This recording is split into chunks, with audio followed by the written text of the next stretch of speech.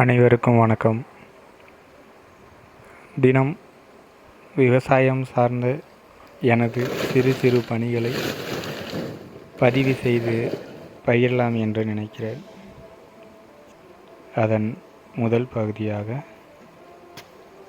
ஏற்கனவே வீட்டில் பறித்து வைத்திருந்த தேங்காய்களை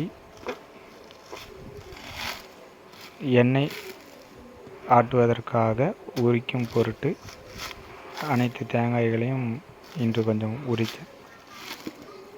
அது கொஞ்சம் வீடியோவாக பதிவு பண்ணியிருக்கேன்.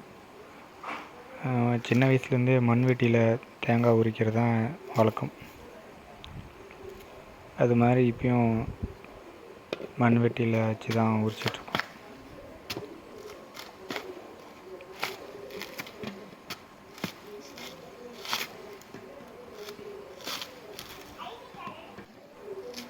நான் சின்ன வயசாக இருக்கும் போதே வீட்டில் ஒரு 30-40 தென்னை மரம் இருக்கும்.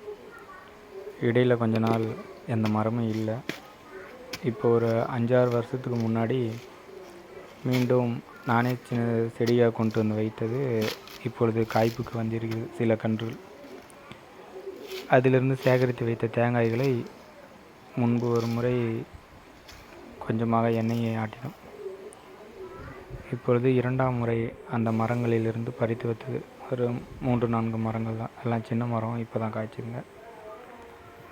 அதிலிருந்து கிடைச்ச தேங்காய் தான் சேர்த்து வச்சு இப்போ உரிச்சிருக்கோம். இப்போது உரித்து எடுத்து வச்சுருக்கோம். அப்புறமா நல்லா வெயில் அடிக்கும் போது உடச்சி வெயிலில் காய வச்சு எடுத்து எண்ணெய் ஆடுற வேலை தான் பாக்கி. நம்ம வீட்டுக்கு தேவையான எண்ணெய் மட்டும் அப்பப்போ அடிக்கிறது. இடையில் பல வருஷம் மரம் இல்லாதனால வெளியில் வாங்கியிருக்கோம். இப்போவும் பழையபடி வீட்டில் இருந்து வீட்டு தேவைக்காக எண்ணெய் ஆடுவதற்கு உரித்து வைத்திருக்கோம். இது சின்ன வயசுலேருந்து செஞ்ச வேலை தான். இருந்தாலும் பல வருஷத்துக்கு அப்புறம் ஒரு 60-70 தேங்காய் உரிக்குவோம். கை கொஞ்சம் திறந்துருக்கும். எந்த விவசாய பணியும் தொடர்ந்து செய்தால் ஒன்றும் தெரிஞ்சுக்காது. புதுசாக செய்யும்போது சில வழிகள் இருக்கத்தான் செய்யும். பழைய தான் மீண்டும் பழகணும். விவசாய வேலைலாம் பார்க்க வெளியிலேருந்து பார்க்க ஈஸியாக தெரியும். பார்க்குறது நல்லாயிருக்கும். செய்யும்போது தான் அந்த கஷ்டம் தெரியும். ஆனால் என்ன தான் கஷ்டப்பட்டு செஞ்சாலும் விவசாயிகளின் நிலை பல அரசு